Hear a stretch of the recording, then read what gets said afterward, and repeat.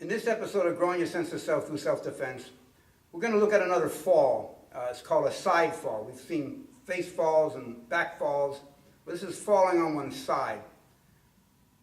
Now, it's a very common fall that happens when you're being thrown or swept or something in Hapkido or in self-defense.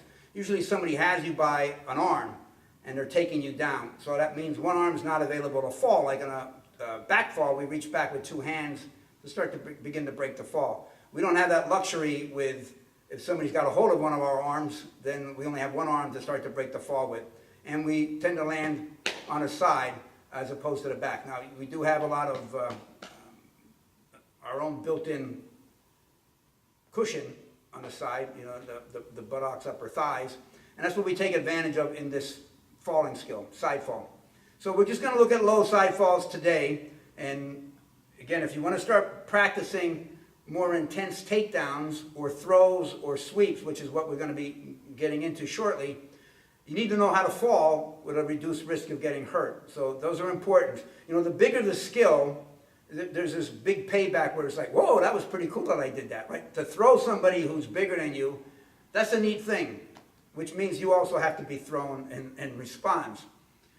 Putting a technique on someone, that's pretty cool because it's like, oh, look, I can sort of control what this guy is with this technique. But actually throwing them, sweeping them, taking them down, it's a bigger deal. So it has bigger benefits, bigger payback.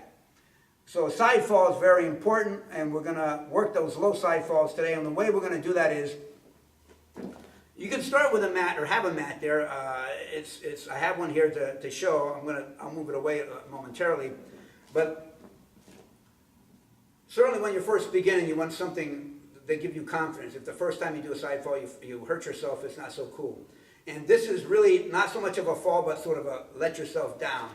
And the way we do that is, like one hand on the weight. If I had my belt on, I'd grab a hold of my belt.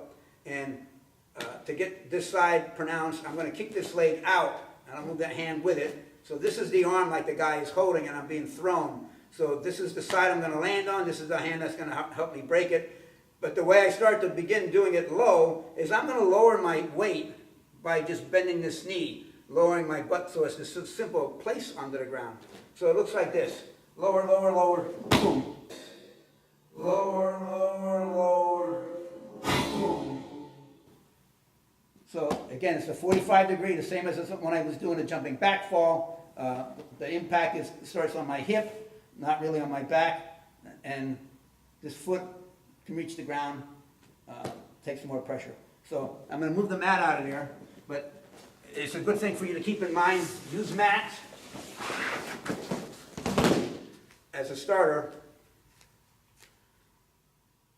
Side fall, low. Hit.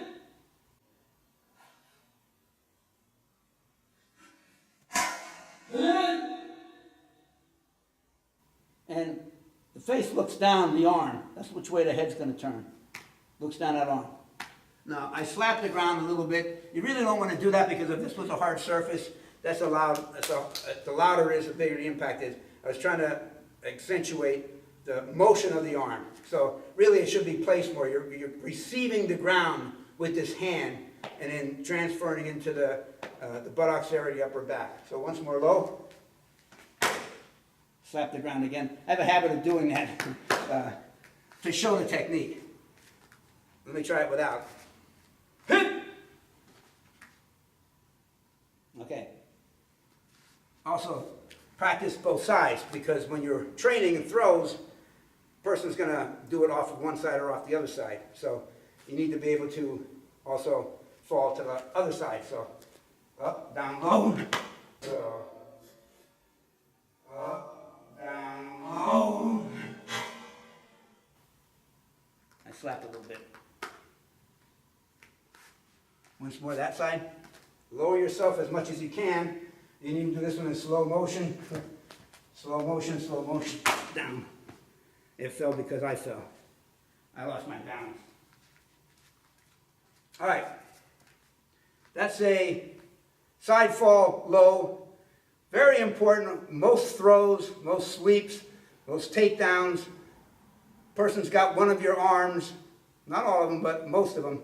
And when you go down, you only have one arm to break the fall. And you've seen in the takedowns that we do whether it's a wrist lock, universal, it's a face fall with one arm.